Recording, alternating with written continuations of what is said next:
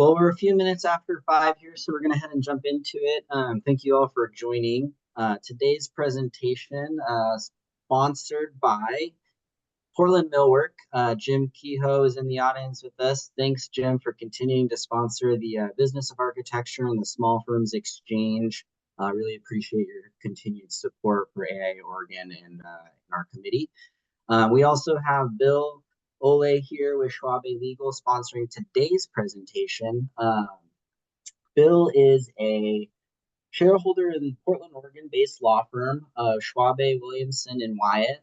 For more than 30 years, he's represented design professionals, owners, and contractors in a wide variety of construction contracts, disputes, and regulatory enforcement. Mr. Ohle drafts and negotiates agreements across a broad range of ventures for a variety of clients, including both public works and private developments, and for everything from simple tenant improvement remodels to multi-million-dollar infrastructural developments. He got his start in construction while working in-house for a municipal utility and has continued to expand his practice into all other areas of the construction industry. He also represents design professionals, contractors, and tradespeople in regulatory disputes with licensing and other government authorities, and has spoken often on the legal requirements governing various design and construction professionals. It makes him a great presenter for today's topic on design and construction disputes. Today's presentation is being recorded. It will be available in the AIA Oregon archives. Kathy, if you mind posting a link to that maybe in the chat below. We'll get that uploaded as soon as possible after the presentation is concluded in the next couple of days. With that, we're going to hold questions until the end. If you've got something burning, please drop it in the chat and we will go through those first as time allows. And with that, I'm going to hand the presentation off to you, Bill. Great, thank you very much, and thank you everybody for showing up here after work hours to cover this really exciting topic. I think in many respects you could say it's more of an emotional topic than an exciting topic.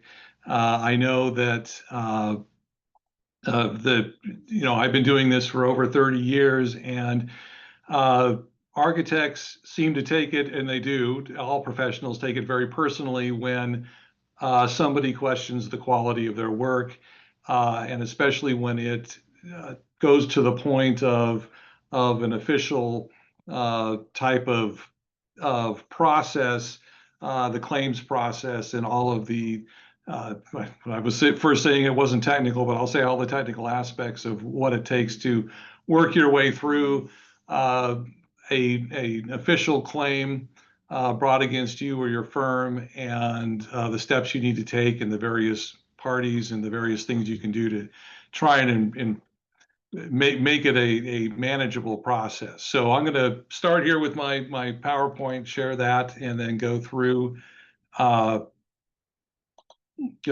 slides. And I assume that's displaying correctly? Looks good on my end, yep. Okay, great. So here we are, designing construction disputes. Hope for the best and prepare for the worst. So what we're going to do right now is do what we can to prepare. Okay, here are our learning objectives for the day. The first is to recognize the legal risks presented by different projects and clients, and the ways to minimize those risks at the beginning of a project. I think with most things, many things, you can do a lot right at the beginning to recognize when you're getting into a situation that could really turn bad for you. So we'll go over some of those. Know the early warning signs of a troubled project and how to protect yourself from potential liability. Things usually don't happen overnight. Usually there are things that happen early on, if not before you're actually engaged, and you know that you're in trouble, and you can take steps to try and minimize that. Next learning objective, what to do if a claim does arise, how to maintain best control of the dispute resolution process. And I'm going to go into that dispute resolution process in some detail because it's always a mystery. I do it every day, but other people don't, and it's it can be very confusing, and hopefully I can give you a little bit of insight into how it works and how the end game is. And that's the last one. Understand how claims are ultimately resolved and how to keep your eye on the end game. So if any of you were here, well, this is not a slide from before, but I do have a couple of repeat slides because I think some of the concepts that I talked about early on in my last presentation a month and a half ago or 2 months ago are equally applicable here to understand how the different types of claims that are trouble you can get into, legal trouble you can get into in the practice of architecture. So here are the four real sources of what I think I label as the sources of liability. The first two, negligence and contract, those are the two we're going to talk about today because those are the two types of civil liability that generally can occur when you have a dispute, a construction dispute or a design dispute. And both of those involve the payment of money. That's what arises, and that's honestly most of the disputes that you're ever going to be in.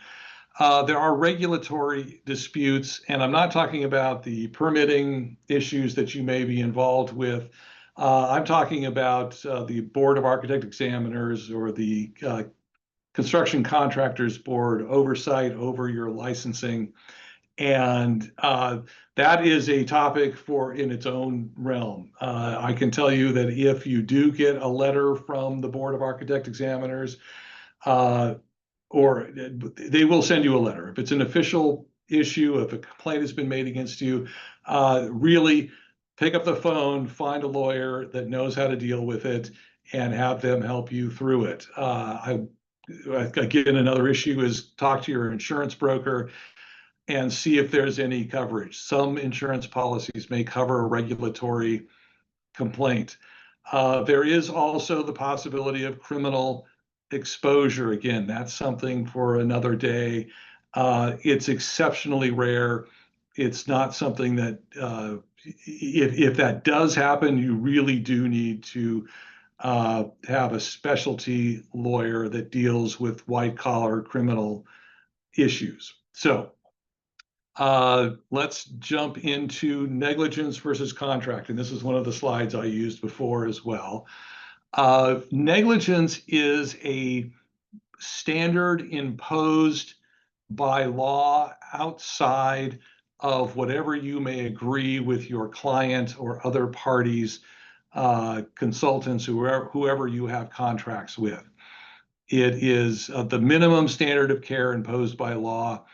And we will talk about the differences between professional negligence here quickly and just common negligence. The contract is the standard of performance that you create by agreement with whoever the counterparty is, your client, your subconsultants, your vendors, whoever it is that you have a contract with. That standard of performance can be different from the negligence standard that is set up, and it actually often is a different standard. It, we talked about it before. That was the main gist of the last presentation that I did, where we were talking about contract terms and how those contract terms, you can change those contract terms, or you can use the contract terms to protect yourself. There are contract terms that can be used to protect yourself, or the use of the different contracts depending on what liability risks you see coming up. Again, that was a major part of the talk I did before, but those can be changed based on the negotiations and what you eventually come to an agreement to with your client usually. Again, going back to the differences between negligence and contract, these are the two things that you can get. You have an official complaint or civil action filed against you. It's going to sound in probably both of these will be a negligence action, and then a separate part of the complaint will deal with contractual standards that you have. Negligence applies to everyone or everyone within a defined class, and a defined class would be architects is a defined class. The contract applies only to the parties to that contract and to no one else.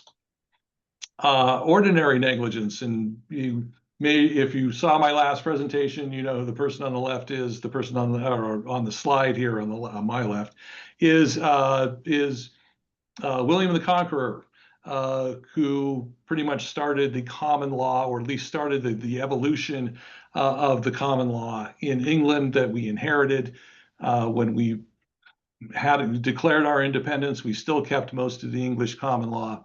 And ordinary negligence is that every person has a duty to act reasonably to avoid foreseeable physical harm to other persons or property.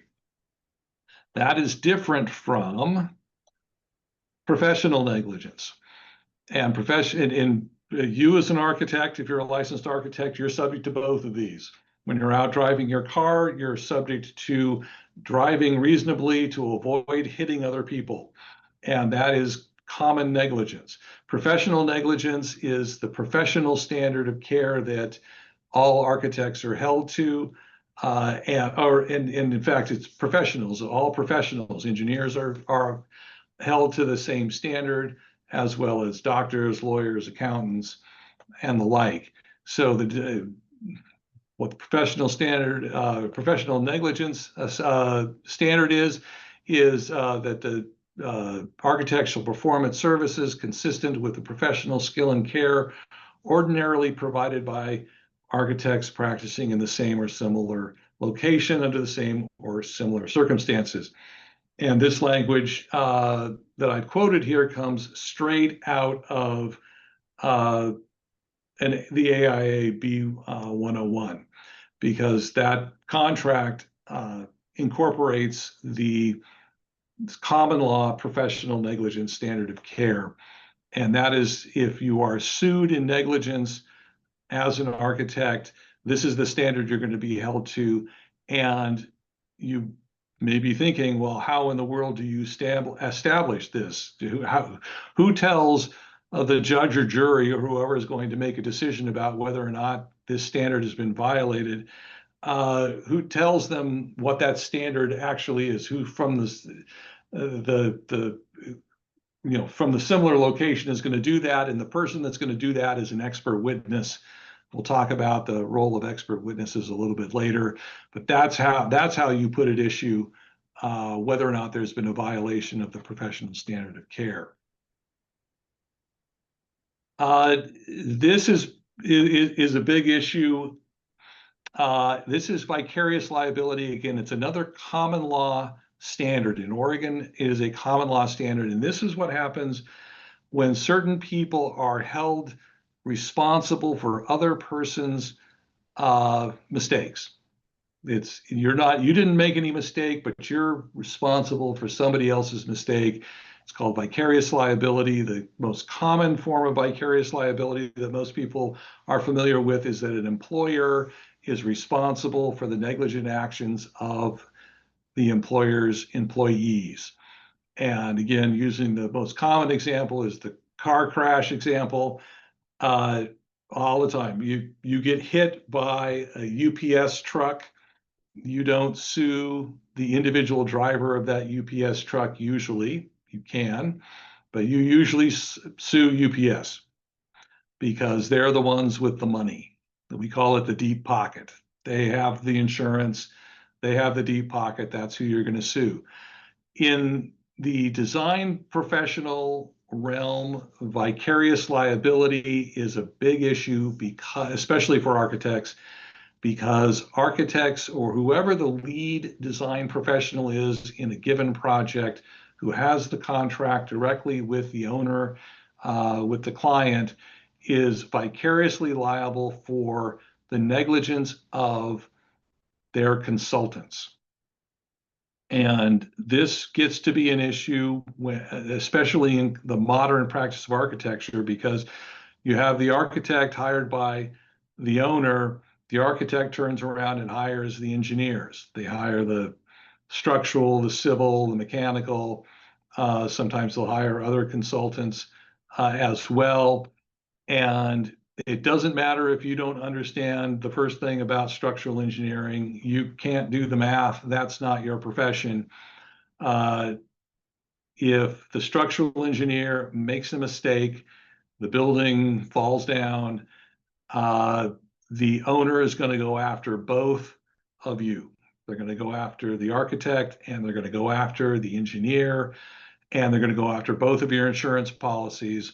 And your insurance, most insurance, I have never seen a case where the insurance of the architect or the professional liability insurance of the architect does not cover the negligence of the consultants.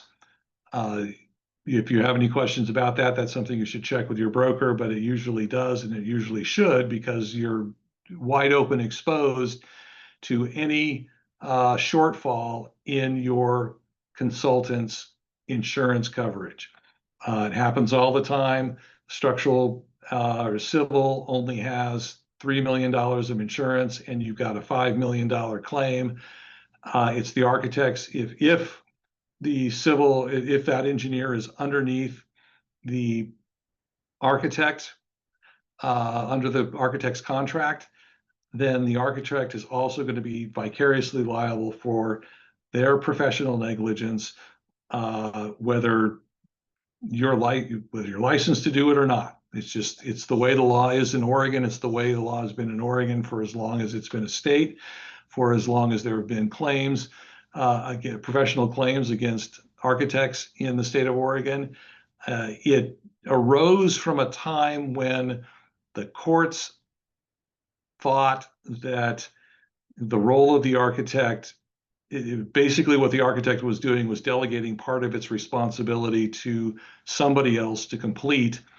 We know that is not the way things work anymore, because the disciplines are so specialized. But the law, at least in my life, the rest of my lifetime, is never going to catch up with the way things are really working. So just something to be aware of, what vicarious liability is. Okay, so jumping into design and construction disputes right away. Here's the good, the bad, and the ugly.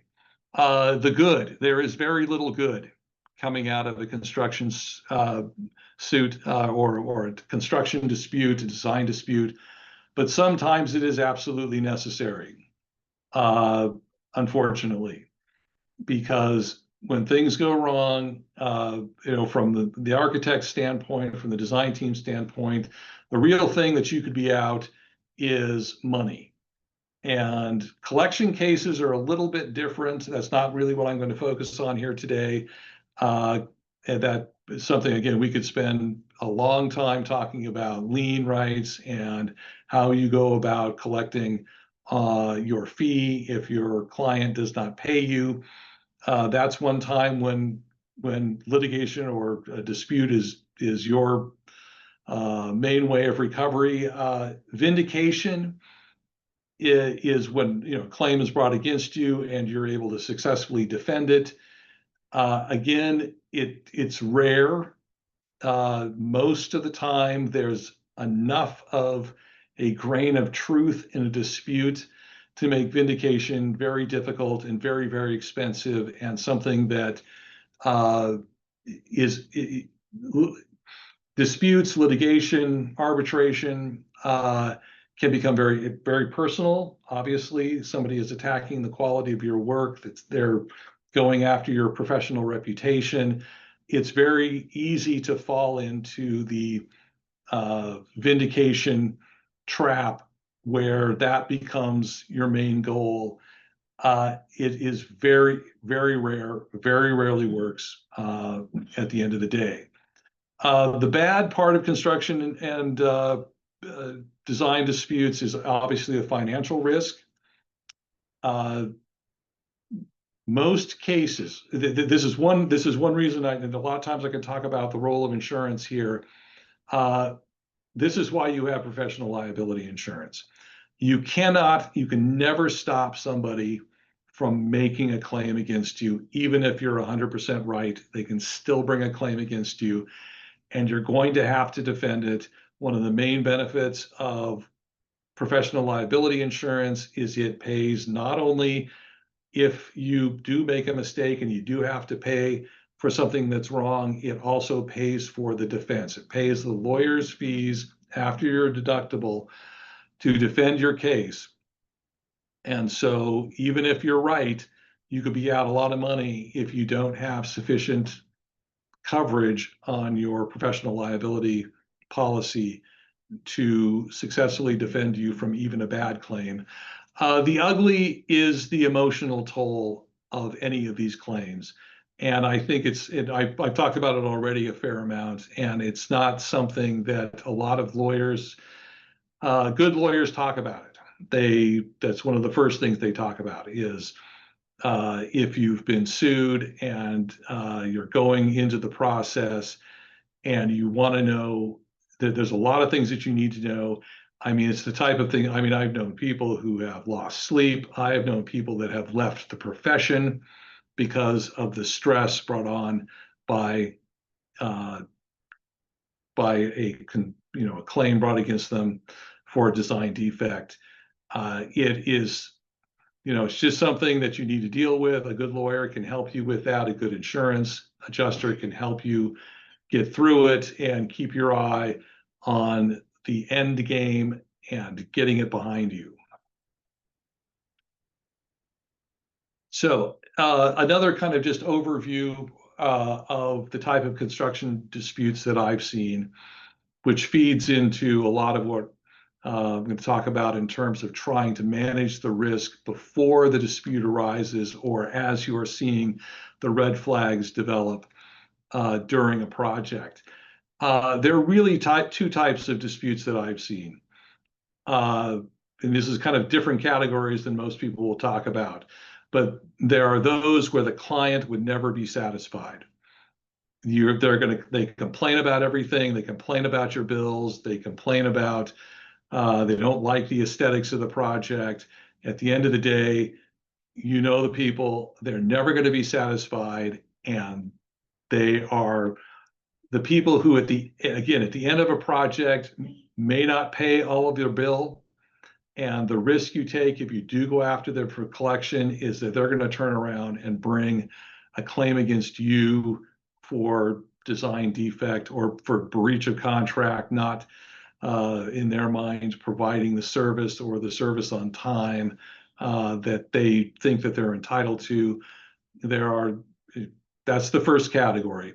The second category I have is real damage categories. And these are the ones where the architect and the client, the owner of the project, still get along, still respect each other.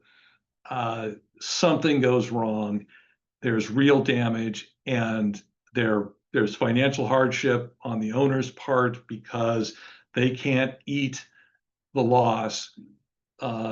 They need to go after the claim. And I've had a number of cases where the owner just feels, to be perfectly honest, awful having to sue the architect. And a lot of times it's in these cases where it's not the architect that made the mistake, it's one of the consultants that's made the mistakes. And these are people often, these arise before the project is even finished. And so you have an owner suing an architect while they're still trying to work together to finish a project. These could be they're stressful, but in some ways they're easier to manage emotionally for a lot of people, although it's still that they feel bad about the situation that they're in. It's a different dynamic than those where you have a client that you could just tell was never going to be happy regardless of what you did. So before engagement, first line of defense is choose your clients wisely. This goes a lot to the first category. Things you can see in coming down the pike before you're even engaged, before you sign that contract, and bad reputation in the community. A lot of people know the developers that are in disputes. They routinely sue their contractors. They've gone through a lot of contractors. They've gone through a lot of architects on different projects. They have a bad reputation. Lack of experience with this type of project. See this often. Somebody, they either have no experience. This is somebody building their own custom home or that type of thing where they've never really had a project before, or they've decided to expand into a new area. Don't see this very often anymore. I think I've got here number 9, condominiums and other high-risk projects. 20 years ago or so, you would see people who had in the past built apartment complexes or built single family homes and all of a sudden decide that they want to build, they want to play the role, they want to move up in life and play with the big boys, and they are going to do a planned community. They're going to do a high-rise condo building, and they're completely out of their depth. That's a big red flag. Resistance to professional management. In a situation where you have someone who lacks experience, I've seen people, again, try and manage themselves. If they have a project that they really have to do, I mean, I'm sure many of you architects have recommended to the owner, you really need to hire our owner's representative to help you through this process because you don't have anybody in-house that knows how to manage this. Smaller projects, the architect ends up taking that role in many respects. They take the role of being the advisor to the owner, at the same time trying to be the design professional. As you get into bigger, more sophisticated projects, if you have somebody who doesn't seem to have the experience and they resist professional management, well, that's a problem. Unrealistic budget, that doesn't really take much to know. You always have somebody who thinks that they can do it for less and they're not willing to fund the project. Experimental projects, you don't see these very often, but I see them every once in a while. That's where they're trying to do something that really is unusual. Custom design, custom materials. I've had some terrible projects where people have absolutely insisted on either recycled materials or custom stucco from Europe. It can be a nightmare trying to do that. Repair jobs. This again comes down to, I've seen this a lot where you have somebody who has construction defects, they have to be repaired. So you're stepping in to do a repair job. Think about this. You're already doing business with somebody that's in litigation with their first round of designers and contractors. So those types of repair jobs are high risks. The replacements, that's simply stepping in. It's kind of like a repair job almost. That's where it may be the first original construction of the project, but you're taking over for an architect that they've already fired. Obviously, be careful when you get into that situation. Unreasonable contract negotiations. That's where you have somebody who's asking for draconian contract clauses and guarantees that the project is going to meet certain specifications when you're not in the business of guaranteeing that a project is actually going to work. So those are the things, condominiums, obviously, anything that's high risk like that are things to be aware of before you walk in. Ways that you can try and deal with those situations. Custom contract protections. That's the main thing. When I've seen high risk projects, that's when you really, really need a specific contract, a custom contract that has the protections that you need. You can list specifically in the contract what those risks are. Anybody who does go into a condominium project now is going to have custom condominium provisions. They should have custom condominium provisions in their contract that require the HOA to sign on, once they turn it over to the homeowners association, to sign on to the limitations of liability that you've got in the contract and whatever procedures that you can put in to that contract. Require the client to directly hire consultants. this is how you avoid your vicarious liability. If you can get your owner to directly hire your structural engineer, your mechanical engineer, your engineers, your other specialty items, that's the best way to go. A classic example of this is swimming pools, especially indoor swimming pools. Have the owner hire the contractor and designer for the swimming pool separately from you, so that you're not in the chain of liability for that. It's a high risk item, lots of moisture, lots of ways that that can go wrong. Require the client to hire specialty consultants and contractors. Obviously, 15, 20 years ago, water intrusion cases were incredibly common, and a lot of things in the industry were used to correct that. One of them is requiring your owner to have a waterproofing consultant online. ADA claims were kind of similar, and now you have, especially for apartment complexes, things like that, you have ADA consultants that will come in and review the plans and do everything they can to make sure you don't have an ADA violation. Obviously, your last line of defense is to know when to walk away.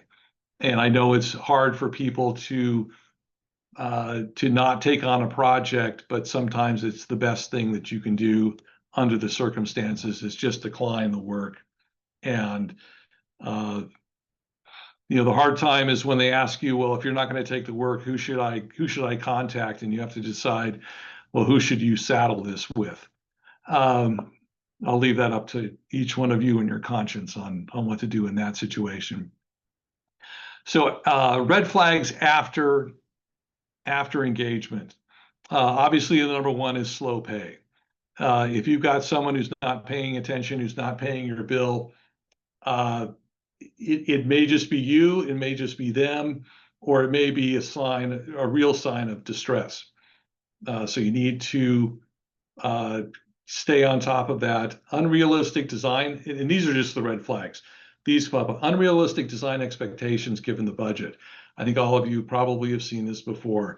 This falls into that first category of the client who will never be satisfied.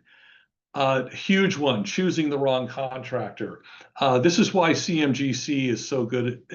Most, I think, projects, at least private projects, have gone towards CMGC, and it is a good thing for the architect. And that is, you'll know who the contractor is before you get too deep into the project. If you're doing a design bid build, you don't know who the contractor is going to be, and the wrong contractor can be an absolute disaster. And if there's a construction dispute and it's a contractor error, what's going to happen is the owner and the client is going to, and if they hire a lawyer, they're going to hire an expert, and that expert's going to look at everything.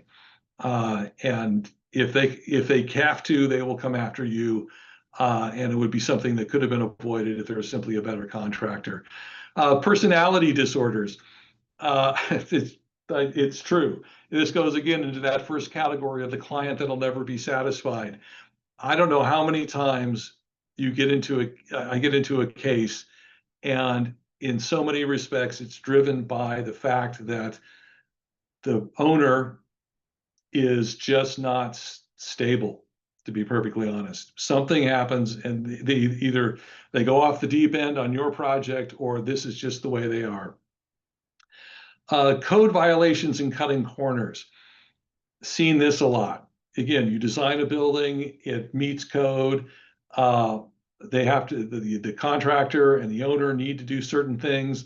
All of a sudden, you find out they're not doing those things, and it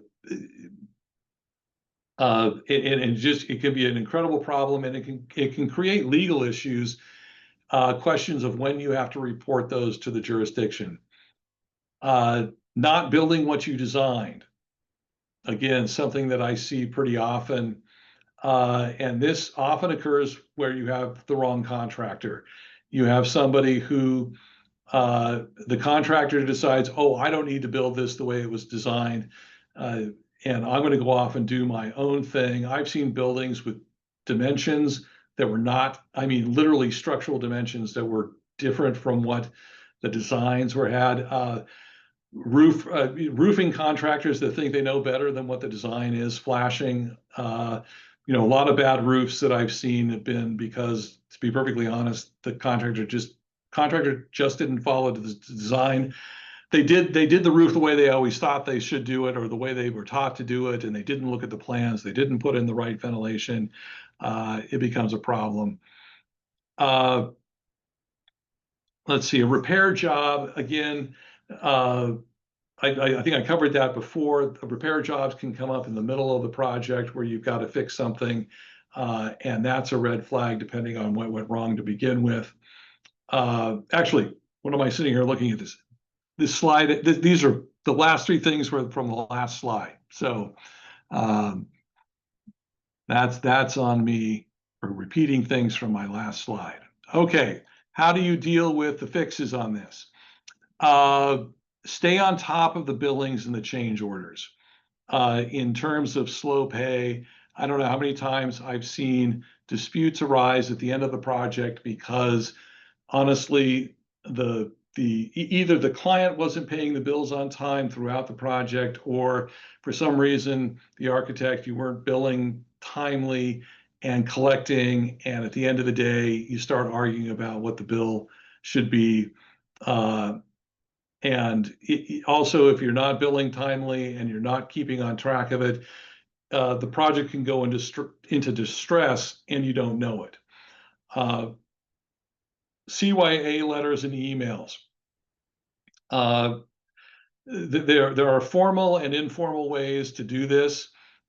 And if you're getting to the point where you're having to write formal CYA letters, that might be the time that depending on how big the project is and how much money you want to pay on legal fees, might be a good time to pick up the phone and find a lawyer and say, hey, I've got some problems here that are developing.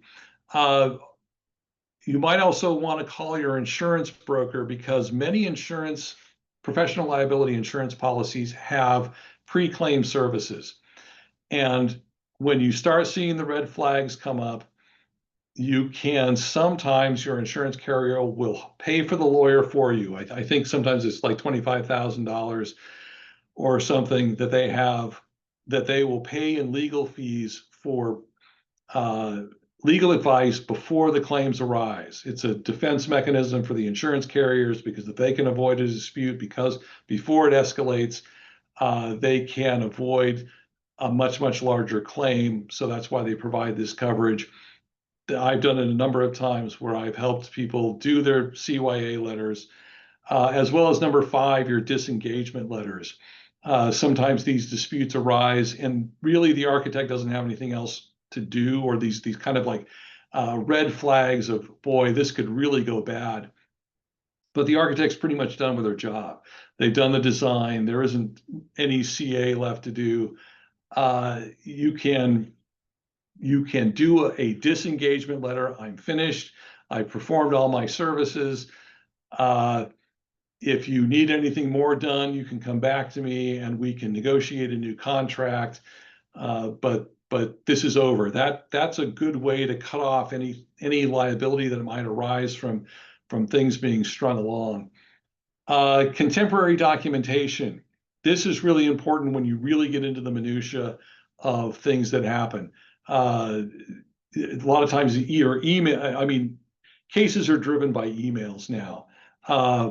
And if there's a way that you can do a way to organize your contemporary documentation of when things are going wrong, your calendar entries to make sure that you document any phone calls that you may have, even though you may not have obviously a transcript of that phone call. Meeting minutes, construction meeting minutes are incredibly important. Your logs of your change order logs and your RFI logs, those are very important. Keep these organized, and they can help you if a dispute starts to escalate. Again, know when to walk away. That's kind of your ultimate remedy if it's just getting too nervous. There is some risk to that if you walk away, that is going to trigger a lawsuit against you. Also, it could trigger reporting requirements to the jurisdiction or to the architecture board. That's kind of the nuclear weapon that you've got, other than actually bringing a claim yourself for some reason when a project looked like it's going bad. Okay, so now I'm going to go into what happens when a claim is made. This is actually what I've done is I put together the formal stages of a court case, because a lot of people, and again, it's good if you've never been sued. Eventually, it happens to the best people, and it's a complete mystery. The process really is a complete mystery. What I've done here is I'm going to go through the formal stages of litigation, which is a court case. A lot of contracts obviously have arbitration clauses, and the arbitration procedures are similar. I'll point out as we're going through this the differences when you're in arbitration from when you're in court litigation, and I'll try and point out the different avenues that a court case may go in as well. But most cases, you have the rumblings, you've had some talks between people, maybe you know that something has gone wrong and that a claim may be coming, but the official start of the claims process, the formal court case process here I have is the demand letter, the notice of claim. And sometimes, if this is residential property and you're a contractor, which you aren't, there are statutory notices. These are notices required by the Oregon legislature and statutes that have been adopted that require specific types of notice and specific types of claims. Your contract most likely will spell out the notice requirements if you have a claim. You don't just usually jump right away to filing a lawsuit. The first thing that you're going to get is a letter, and it's going to be official. It may be from a lawyer, probably will be from a lawyer, that says, this is what went wrong. There's a number of things that it will contain. It will usually contain a recommendation that you put your insurance company on notice. That will likely, again, trigger this coverage issue, or it will trigger coverage. It will trigger a defense obligation on behalf of your professional liability carrier. If it's a car crash, it'll be your auto policy. If you have a general commercial liability policy, most people do, that covers, again, physical injury to tangible property other than professional liability. Depending on how vague this demand letter is, many people have brokers. Go to your broker. Your broker will tender this to all your insurance carriers, and that'll start the ball rolling on having the carrier go out and get you a lawyer. I do work, called up from professional liability carriers, as well as getting calls directly from the architect or the engineer themselves. But that'll start the ball rolling on getting a lawyer. Once the demand letter, sometimes they require an answer. Another thing that the demand letter is going to do nowadays, and this is actually very important, towards the end of it, it will tell you to preserve all your documents. And this is very, very important to do. Once you get a demand letter, and maybe once you start getting the inkling that something bad could be happening on a project, make sure you don't delete anything. When you do get the demand letter, that's going to put you on notice that there's likely litigation, and that is going to create an obligation in you not to destroy anything. You need to put what's called a litigation hold on the file, documents, everything that goes along with this particular project. I've recommended to clients that you mirror something, you store something in a given place, especially if a project is still ongoing. You make a complete copy of the file, you put it in a separate location that it's not being, uh, there's no possibility that it's being hopefully uh, distorted or changed or anything deleted. This becomes incredibly important because later on in the litigation process, if a judge finds out that you deleted documents after you received notice of the claim, there are some significant penalties, financial penalties, as much as dismissal of your case if you're the plaintiff, or having certain defenses removed, or your ability to properly and fully defend against the claim if you're the defendant. So it's really important to read that demand letter. It's really important to get it on to the people that need to get notice of it, so that we can get the ball rolling on properly defending the claim.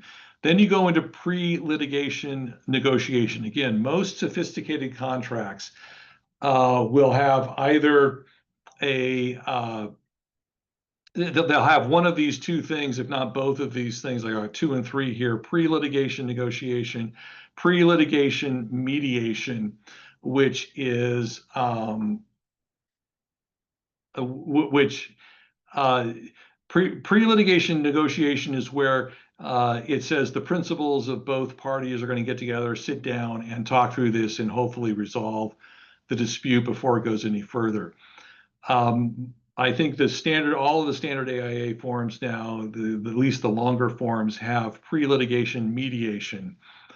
And this, before you can file a complaint in court or initiate an arbitration, you need to go hire a mediator. And a mediator is a third party, disinterested person who and if you've never been through the mediation process, I was in mediation all day today, to be honest, over Zoom. I didn't have to leave my office. But what you have is usually a retired judge or an older attorney who has been doing this for years. They bring the parties together, not necessarily in the same room. It'll often be shuttle diplomacy, going from one room to another, or from one Zoom room to another Zoom room, trying to get the parties to resolve the claim. Again, they don't have any authority to make a decision. What they want to do is get the parties and find out where the issues are. Often a mediator can talk to a client in a different way than their own attorney can talk to them. They can be sterner. They can really point out the problems that they have with their case. Some of them can get almost downright mean if they think that's what's going to take to get a party to a reasonable settlement of a dispute without having to go through the expense and the emotional pain of actual litigation. The next thing, if the mediation fails or if it's not required by the contract, is the complaint and the summons. The summons is just the first couple of pages that you get with the complaint, and it says you have 20 days or you have 30 days to respond to this complaint, or you can be defaulted. It can come to you in many different ways. If you get it, do not delay. If you don't have a lawyer at this point, you really do need to talk to a lawyer. Even if your only point of talking to the lawyer is to make sure you're not missing any deadlines. Do it right away, because a default is if you don't respond within the 30 days and the other side files a motion, gets a default judgment. You can get those undone in a short period of time. The longer it goes on, the more difficult it is. The next thing that'll happen is the answer, which is just like the complaint, but the opposite. It's where you deny what, this is done by your lawyer. Your lawyer files the answer, denies the claims, raises what are called affirmative defenses. These are things that you've all probably, well, maybe heard of in different things. Statute of limitations, if they filed it too late. That's where you can raise the issue. You don't decide it, but you raise it and you preserve the issue. I did want to briefly talk about comparative fault, because that's another one of the things. Comparative fault is when you have one of these multi-party litigations, many parties. Often happens in construction defect. You go in and there's 25 parties. You've got the owner, you have the general contractor, you have 20 subcontractors, you have uh, the architect, you have the engineers, all lumped together as defendants. Comparative fault means you're responsible for your percentage fault of what you did wrong. You're not, hopefully, responsible for the fault of anybody else. So at the end of the day, last thing I've got, one of the last things I got here is just, the jury decision, the jury verdict comes in. What the jury's going to do, if you have all of these parties on the board, they're going to give a total number of the damages, and then they're going to assign percentages to all the parties that are there, including the plaintiff, the owner, if they did something wrong as well. And that's the mechanism of comparative fault. After the answer, and I'm going on to part two of this, after the answer, you go through pleading motions. I'm not going to go into a long schedule, but that's if they think that that they haven't done something right in the way they've drafted the complaint or put the claim forward, or maybe it's so obvious that they violated the statute of limitations, you'll see pleading motions. After that, you get into the real meat of litigation that takes months, if not years, and that is discovery.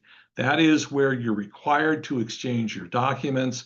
You can sit for deposition, which means you sit in a room with a bunch of lawyers that have a chance to ask questions of witnesses under oath.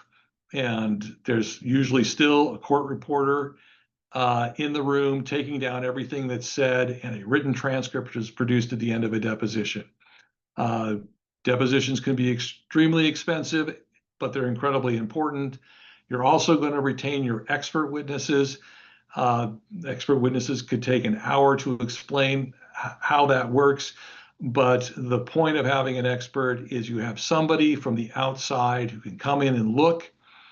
And they're both consulting experts and testifying experts. Consulting experts are ones that are completely within the attorney-client privilege, and they just are there to try and give another set of eyes and an impartial view of what happened.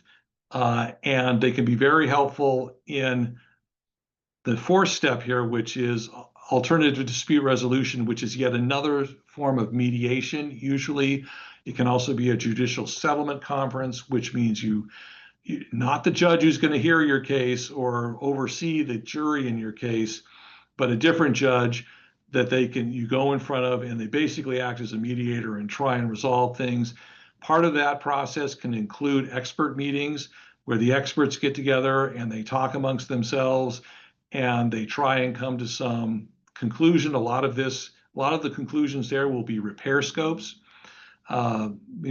Disputes have two aspects. One aspect is the actual underlying fault that a party may have. The other aspect is, well, how much is it going to cost to fix? That's your repair scope.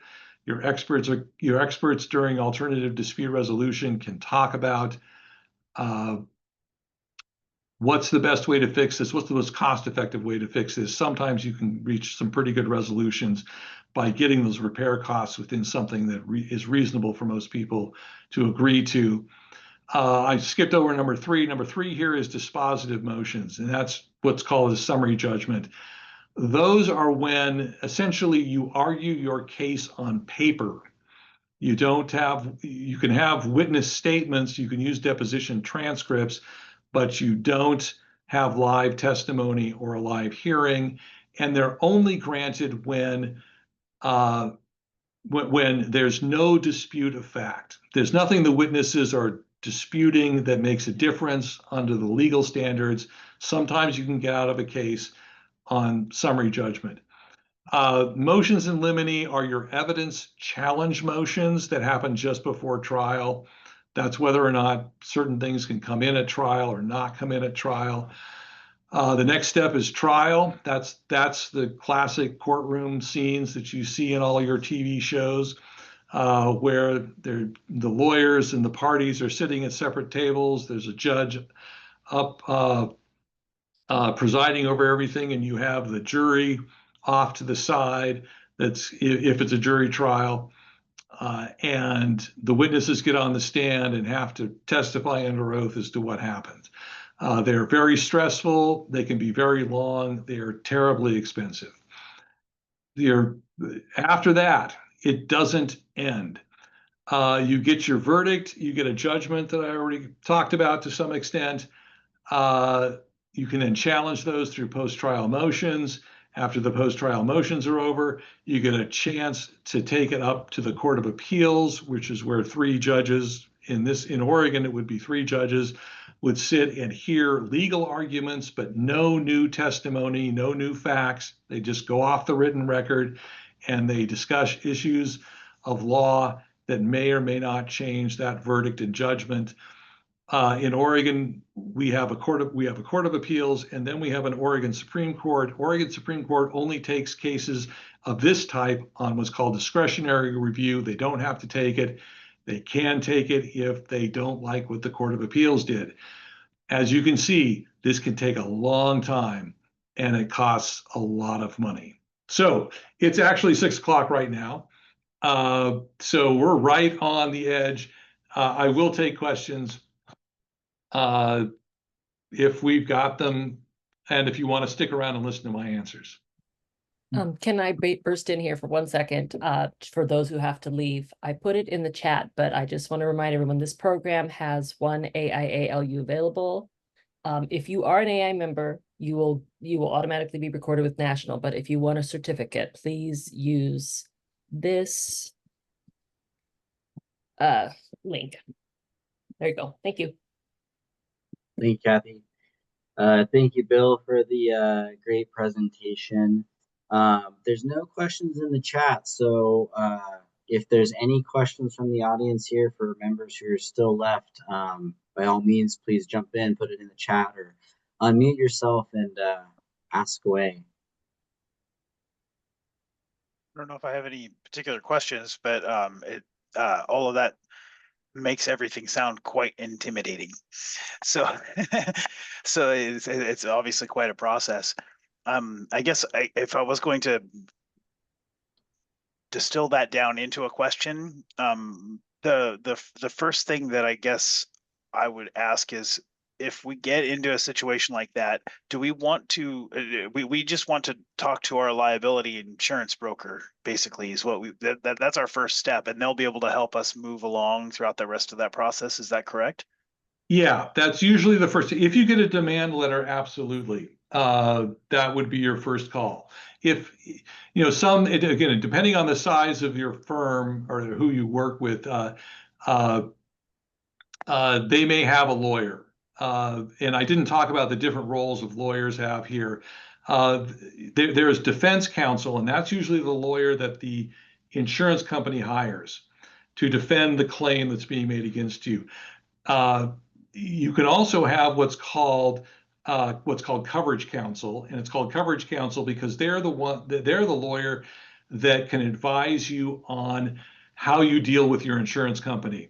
Lawyers are really good at making sure that different roles are separated. So the lawyer that is hired by the insurance company to defend you cannot get in the middle of a fight between you, the architect, and the insurance company about whether or not a claim is covered or how much coverage there is or what their insurance policy says. So in big cases, or I'm talking multi-million-dollar cases, it makes a fair amount of sense to have your own lawyer on the side.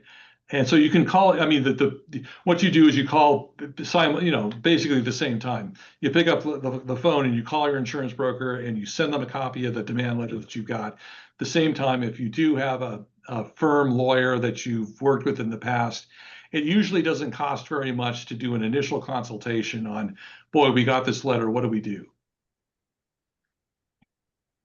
Okay, so do we? It makes me the way I'm hearing that is that I don't necessarily want to put all my trust in what the broker's decision on a lawyer is. Well, I also want to try and maintain my own. Well, it's not that sinister, I guess. Let's just Okay.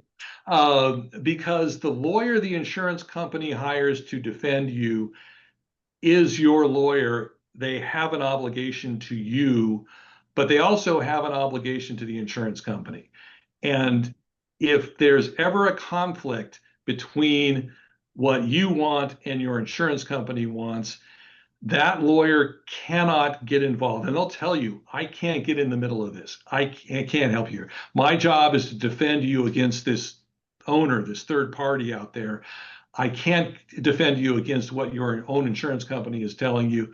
You need to get your own lawyer to do that. And the other role of coverage counsel is often you get into one of these big cases and your insurance company doesn't or is reluctant to pay out the money to settle the claim, at least to settle the claim right away. And coverage counsel is there to kind of play this role of reminding your insurance carrier that your insurance carrier has an obligation to settle the claim within the insurance policy limits if they can. And because if they don't, then you have this, it depends on what state you're in and what the law is. It can be breach of contract in Oregon. They don't really have bad faith. In Washington, you've got bad faith.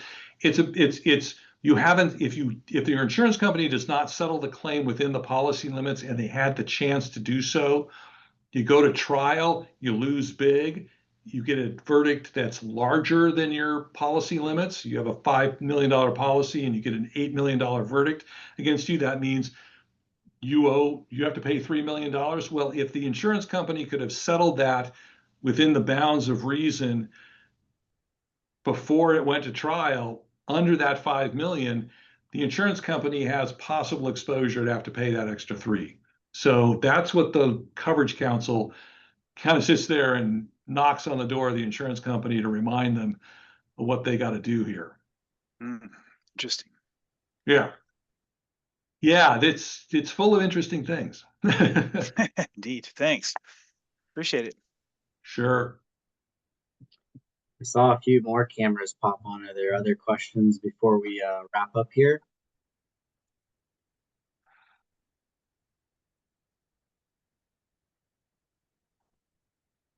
Well, Hey, Jericho, I don't have a question, but I just want to say this was an incredibly insightful presentation.